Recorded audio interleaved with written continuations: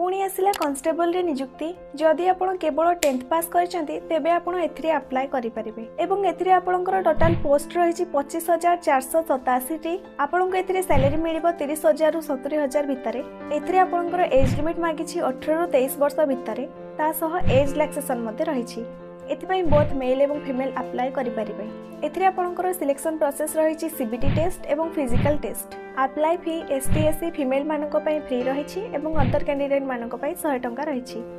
Apply online माध्यम रे करि परिबे एवं अप्लाई रो लास्ट डेट रहिछि 31 डिसेंबर केमिति अप्लाई करिवे प्रथमे गूगल रे सर्च करंतु odisha.jobnotice.in जे प्रथम वेबसाइट आसीबो सेथरे क्लिक करी वेबसाइट को ओपन करंतु वेबसाइट रे आपणकर क्वालिफिकेशन वाइज जॉब अप्लाई करि परिबे वेबसाइट रे पुलिस जॉब सेक्शन रे क्लिक करंतु एवं कांस्टेबल जीडी रिक्वायरमेंट 2026 आर्टिकल रे क्लिक करंतु आर्टिकल को डिटेल्स रे पढी नियंतु एवं टिके स्क्रॉल कला परे आपण इंपोर्टेंट लिंक सेक्शन रे जाई डायरेक्ट अप्लाई मध्ये करि परिबे एवं पीडीएफ डाउनलोड मध्ये करि परिबे एवं एभली जॉब अपडेट पाइबा पई हमको फॉलो एवं सब्सक्राइब करि नियंतु।